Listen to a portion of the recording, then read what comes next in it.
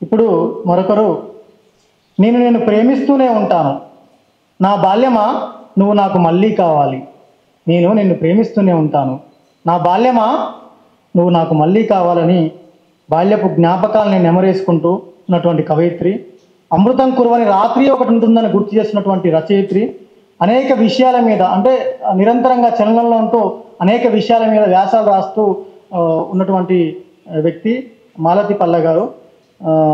మాలతి పల్ల గారు మహబూబ్నగర్ జిల్లాలోని కొల్లాపూర్ కేతపల్లిలో జన్మించారు. సమాజంలోని చాలా సున్నితమైనటువంటి విషయాల్ని తన కవిత్వంలోకి తీసుకొస్తూ నిరంతరంగా మనకు ఫేస్బుక్లో అయినా కానీ ఎక్కడైనా ఆన్లైన్లో కానీ నిరంతరంగా చలనంలో కనిపిస్తూ చాలా యాక్టివ్గా ఉన్నటువంటి మనిషి. మేడానికి చాలా డ్యాన్స్ అంటే కూడా చాలా ఇష్టం.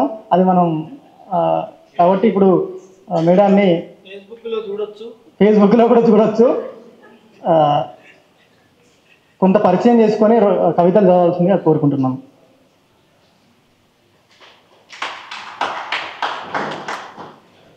అందరికీ నమస్కారం.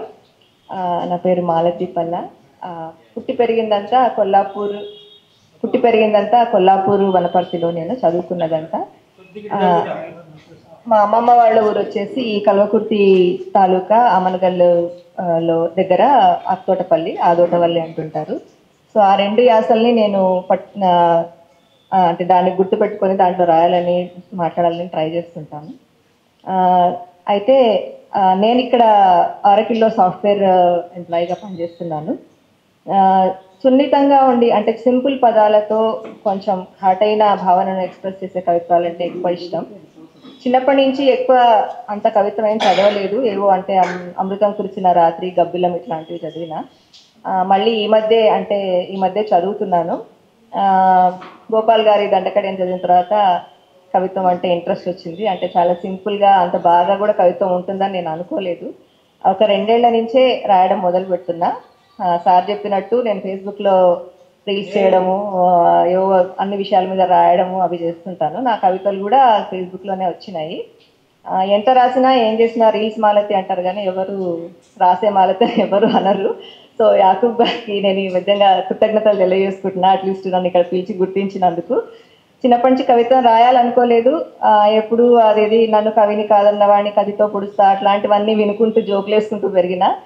రాస్తాను అనుకోలేదు. రాసినా ఒకరు ఇట్లా గుర్తించి నన్ను అంటే పిలిచి చదివిస్తారు అనుకోలేదు. ఏమో సార్, నా ఇంట్రెస్ట్లు ఎప్పుడు మారుతూ ఉంటాయి. సో చిన్నప్పటి నుంచి స్టేజ్ ఎక్కుతూనే ఉన్నా. అంటే ఎప్పుడు డ్రామాలు, డాన్సులు, ఎలక్ట్యూషన్లు, క్విజ్లు, ఇప్పుడు యాంకరింగ్లు అవన్నీ చేస్తుంటా కానీ ఎప్పుడు ఇట్లా కవిత్వం కోసం ఎక్కలేదు. ముఖ్యంగా అట్లా కూర్చోలేదు. అంటే నాకు అట్లా కూర్చోవడం చాలాసేపు చాలా ఇబ్బందిగా ఉంది. సో 3వ దినాలు వచ్చినందుకు చాలా థ్యాంక్స్. కొన్ని చదువుతాను కవితలు నేను రాసినవి.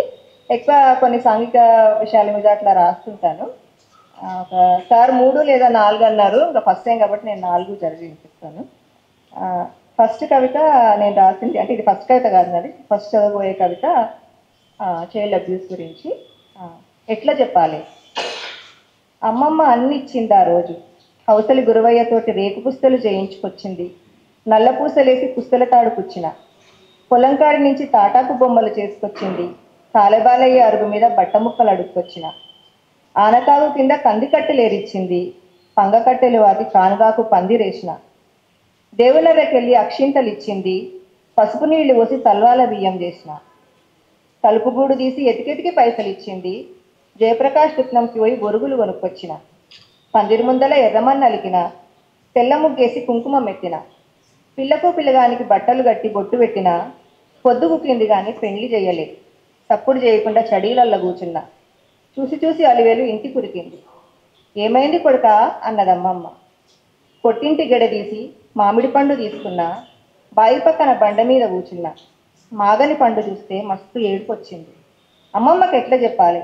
పెళ్ళిళ్ళు బాగుండవని, చుట్టాలు సతాయిస్తారని, అన్నోళ్ళంటే భయమవుతుందని, అమ్మా నాన్న ఆట ఆడిపిస్తారని, అమ్మకు గూడంగా చెప్పలేదని, ఏడుపు వస్తుందని ఎట్లా చెప్పాలి? ఏడ్చుకుంటూ ఎట్లా చెప్పాలి?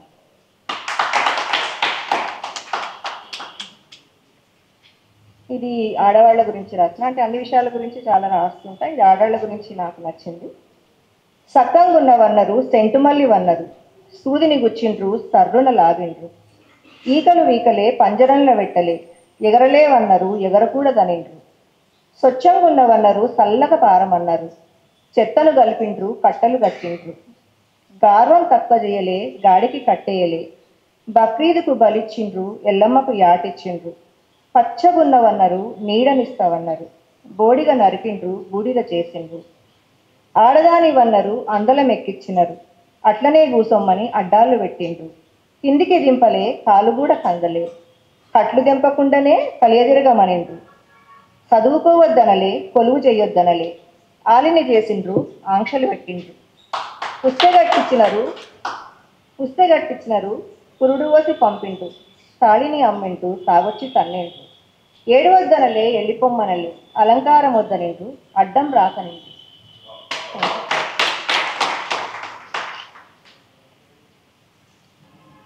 అంటే అప్పుడప్పుడు కొంచెం ప్రేమలు విరహాలు వాటి మీద కూడా రాస్తుంటాను. అట్లాంటిది ఇది వలపు వర్ణాలు. 7 వర్ణాలు మూటగట్టిన అందం ఎలా మొదలైందో తెలియని ఈ తీయని బంధం. మోహబాణాలు సంధించకముందే మెరిసి మాయమైన హరివిల్లు చందం. ఒంటరిగా విరిసిన వంగ పువ్వునైన నన్ను వెతికి పట్టుకున్న తుంటరి తుమ్మెదవు నువ్వు. వశం కాగానే వడివడిగా వెళ్ళిపోయి వేధించి నీకోసం వేచి వాడమంటావు. నిశ్చలమైన నీలివర్ణ మేనిపై నారింజ రంగేసి నర్మగర్భంగా నవ్వుతుంటావు. మర్మమేదో తెలిసి బుగ్గలు ఎరుపెక్కగానే వసంతకేళి వాయిదా వేసి సాగరం వైపు సాగిపోతావు. రూపమేదైనా రంగు ఒకటే కదా అని సంతోషంగా సముద్రాన్ని అయిపోతే, నీటిపై మిలమిలమని నీలోనే మునిగానని మరిపించి మాయమవుతావు. పోనీ పొద్దున్నే పలకరిద్దామని పట్టుతప్పిన పొద్దుతిరుగుడి పువ్వునై చూస్తుంటే పట్టించుకునే తీరిక లేక ప్రపంచాన్ని ప్రకాశింపజేస్తుంటావు. నీ చిట్టడివిలో గుట్టుగా తమకంతో మమేకం అయ్యే గొల్లభామనైతే బాహువుల్లో కూడా అందుకోలేవని గడసరిగా గడికట్టి గడప దాటేస్తావు. మతిపోయి వలపు మధువు రుచి చూస్తుంటే మనసు పెట్టక మధ్యలో మారాం చేస్తావు.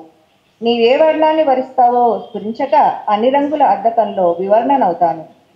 అది నీకు న్యాయమా? ఇంతే నాకు ప్రాప్తమా? ప్రేమలో పాలిపోవడమేనా, వలపులో వాడిపోవడమేనా? ఇదొకటి. చివరిగా మా నాన్న గురించి కొన్ని కవితలు రాస్తున్నా. దాంట్లో నాకు నచ్చింది చదువుతున్నాను. మా నాన్నగారు చనిపోయి 10 ఏళ్ళు అయింది. ఆయన కొల్లాపూర్ వనపర్తి ప్రాంతాల్లో టీచర్గా, హెడ్ మాస్టర్గా పనిచేసి రిటైర్ అయినారు. పి సత్యనారాయణ గారు, పల్లా సత్యనారాయణ గారు. కవిత పేరు మల్లొచ్చిపో నాన్న. నీవు కొత్త బట్టలు పట్టించుకుంటుంటే నేనెప్పుడూ పట్టించుకోలే. ఇప్పుడు ఆ బట్టలనే పట్టుకొని మా నాన్నవని మురిసిపోతున్నాను.